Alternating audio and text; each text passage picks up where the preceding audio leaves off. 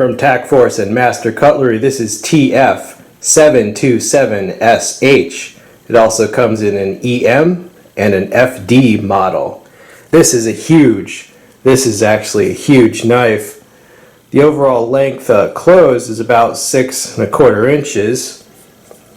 Aluminum handle scales, open construction. Deployment is via that flipper. Has a glass breaker, belt cutter. Comes out quickly and decisively.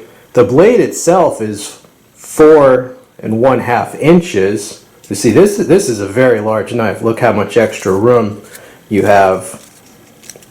It's a combination edge, stainless steel, liner lock locking mechanism.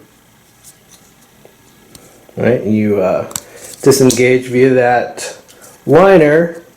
Boom. This thing is huge.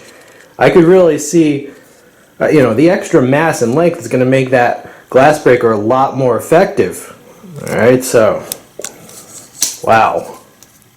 Bam. Yeah, kind of like a sword. I mean, with the extra length, comes very sharp. And overall, this is a great and unique item from Tac-Force and Master Cutlery.